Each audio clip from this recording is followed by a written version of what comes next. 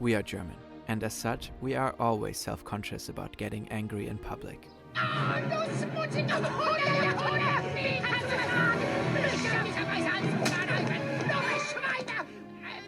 Our language is quite the troll. I can do an evil old Hausfrau. Ess dein Schnitzel, sonst kriegst du keinen Nachtisch. Deutschland ist ein Land aus Todluten. Na ja, lass die Hände hoch. Niemand wegen Schritt. Glaubst du, dass die Deutsche keinen Humor hat, ha? German sounds harsh and aggressive. Guten Tag! Ich will ein kleinen Boten haben, bitte schön! Das schwarze Boten mit dem Käse und das Schinken, bitte schön! It's a disgusting language. Nobody should ever speak it. It sounds like typewriters eating tinfoil being kicked down the stairs. And somebody is talking to you in German, they're saying, and you think, what is happening to you from behind? How can we make it stop? Someone, somewhere, is always making fun of our language. But why does German sound so aggressive to the rest of the world?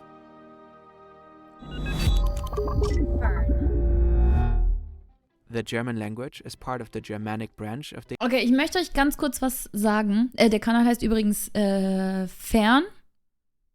Ja. Fern, keine Ahnung. Ist, glaube ich, Zweitkanal von Simplicissimus. Passt auf. Als ich in Australien war im Auslandssemester, da habe ich auf sehr viele verschiedene Leute getroffen, die aus wirklich unterschiedlichsten Ländern gekommen sind. Teilweise aus Europa, teilweise aus Mexiko, aus, I don't know, überall her so, ne? Und wisst ihr, die haben ganz oft gesagt, so, wenn ich gesagt habe, ich komme aus Deutschland, dann haben die richtig memehaft versucht, irgendwie die deutsche Sprache nachzumachen, weil sie halt so schrecklich klingt. Und manchmal, wenn die uns auch reden gehört haben auf Deutsch, weil ich war da halt auch mit Leuten, die dann auch aus Deutschland kamen, und wenn ich mit denen Deutsch gesprochen habe, dann wurde auch immer so richtig lustig, wurden sich immer irgendwelche Begriffe rausgepickt, die wir halt häufig gesagt haben. Und dann haben die auch immer richtig darüber gelacht und gesagt, das klingt ganz schrecklich und das klingt voll böse und voll aggressiv. Und vielleicht hat sich das deshalb in mein Gehirn eingebrannt, dass Deutsch aggro ist. Aber ich find's auch nicht schön. The Indo-Germanic language family. Besides German, Dutch and English are also Germanic languages. But while English sounds gentle to many people, Ja. German is often described as spat, barked, ugly, dry, cold, harsh, yapping, and military. German is rarely perceived as beautiful. There are several reasons for this. 1. Linguistic characteristics. German has a lot of gutturals and glottal stops. They can make the language sound harsh. Let's start with guttural sounds. German has the special ach sound, which sounds very throaty. It can be heard in the German words fauchen, which means to hiss, or krach, which means noise. These words are often difficult for non-German speakers to pronounce because these sounds don't exist in widespread languages like English. Next, glottal stops. Germans pronounce vowels very strongly, especially when they appear at the beginning of a word. This causes the vocal cords to open suddenly and all the air that has built up to escape at once. Take the word apple. The German word is Apfel. You can hear it quite well throughout this example. Ich esse oft Äpfel und anderes Obst.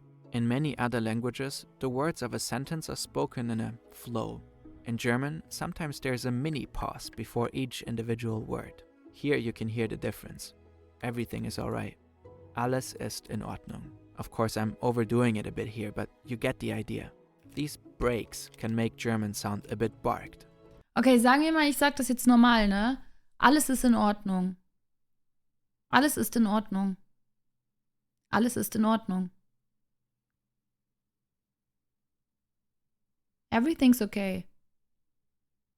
Everything's okay. Es hängt so zusammen. Es ist wirklich im Flow. Und das ist so, alles ist in Ordnung. So, Some sounds exist in almost all languages, such as M and B. Others are quite unique and only appear in a few languages. In English, there's the diagraph th, for example in thanks. Germans, including me, often struggle to pronounce that. Italian, which is often considered to be a beautiful, melodious language, uses mainly vowels and only a few exotic sounds.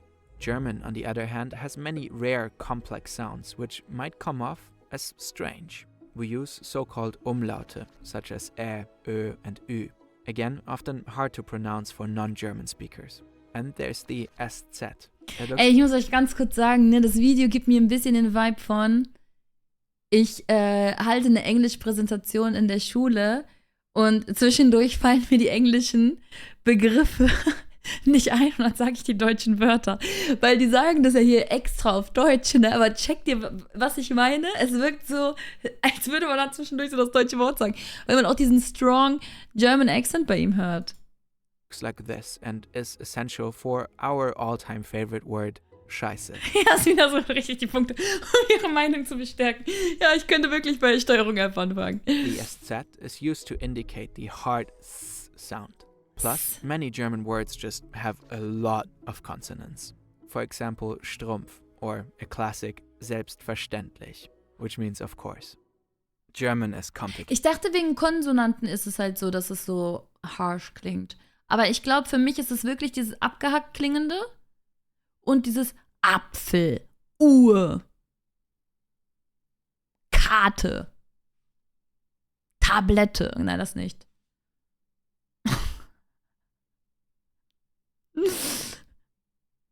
Oh, Obst. Obst. And as humans, we often shy away from complexity. But isn't the real challenge to transform complexity into something enjoyable and intriguing? That's kind of the ethos of this channel and also the essence of today's sponsor, Brilliant. Brilliant offers interactive games, puzzles, and a bunch of resources to teach you about subjects like Sprichst du das denn aus? science. Obst. They customize content to fit your needs and let you Ich esse explore at Obst. your own pace. They have a Doch. fantastic new course about computer science Ich esse fundamentals that Obst. we personally Ich enjoy esse einen a lot. Apfel. If that's not your cup of tea, Ich esse einen there's a Apfel. vast library of Apfel. other stuff, Doch. and new lessons are Jetzt sag es mal added nochmal. every month. Ich sag das You try nochmal. everything. Ich habe. Okay, jetzt rede ich echt komisch. Wartet. Du sprichst nicht, Jasmina. Doch. Ich habe heute genmanipulierte Äpfel probiert. Diese Äpfel zählen zur Kategorie Obst.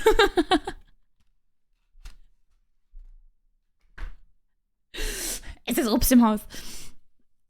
Obst, sage mir im Süden. Das ist wie wenn man am Laufen ist und drüber nachdenkt, wie man das eigentlich macht. Meinst du? Nee. Ich esse Obst. Ja, Obst. Brilliant has to offer free for a full 30 days. Visit brilliant.org/fern. Ich esse einen Apfel. Link in the description. The first 200 of you will get Ich höre 20% off Musik. Brilliant's annual premium subscription. Let's jump back in. Hit it, Cybermirko. 2 infinite words. This is a not made up, absolutely real So ausspricht wie Andreas. Klingt das natürlich aggressiv. Manu, du kennst Andreas. Schau dir MVOD von dir an, dann weißt du, wie hart du sprichst.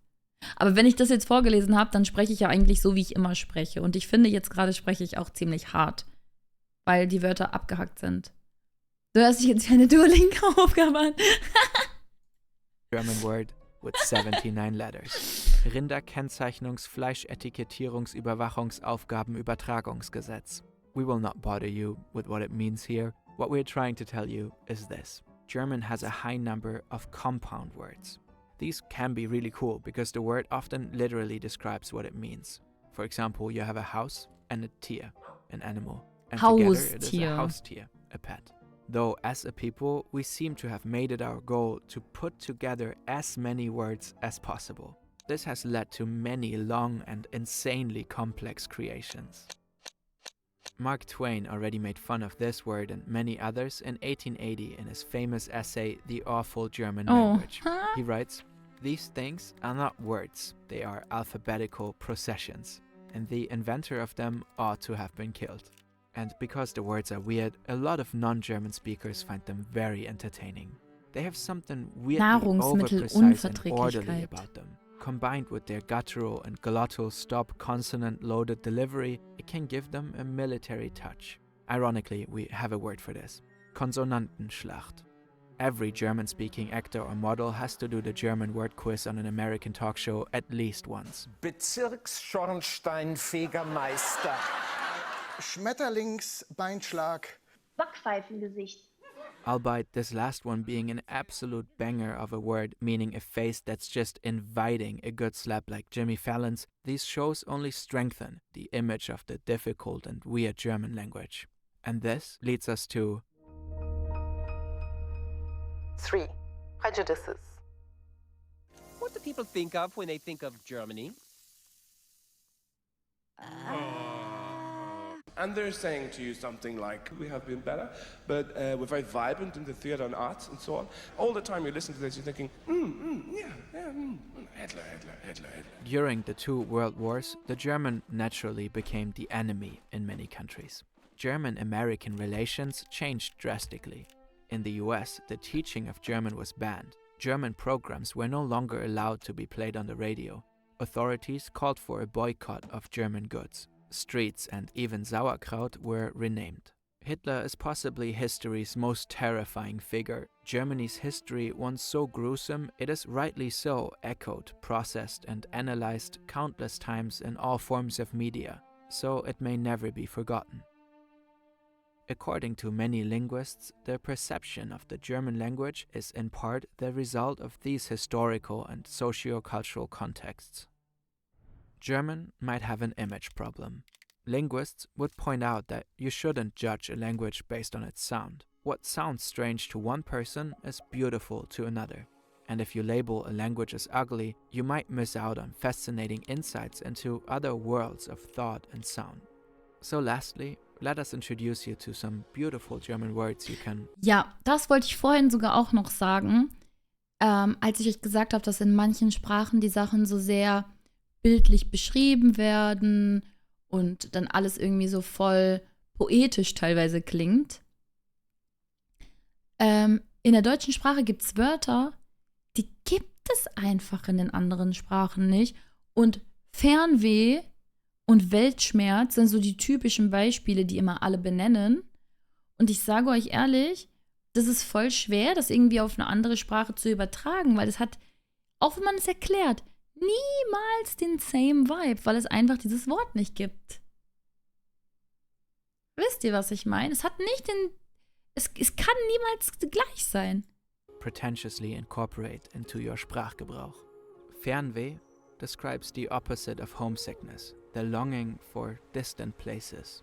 Weltschmerz is a feeling of knowing that the world will always fail to meet your expectations because of the prevalence of pain existing throughout it. And lastly, Treppenwitz, a joke or thought that you think of too late, just as you walked out the door, already on the stairs. Like, I'm sure there's a nice way to finish the video here, but I guess it just won't come to me until we hit publish. Ja, und die Moral von der Geschichte? Deutsche Sprache klingt für mich trotzdem aggressiv. Wie erklärt man Digga? Ich finde, man kann diese Worte schon erklären. Ich hätte die auch so erklärt, wie er das gesagt hat. Jetzt zum Beispiel bei Fernweh. Gutes Beispiel. Ich hätte das genauso erklärt. Und ich finde, das sind halt schon Dinge, die versteht man dann auch. Aber wenn es halt nicht diesen Begriff dafür gibt, dann hat es halt niemals den gleichen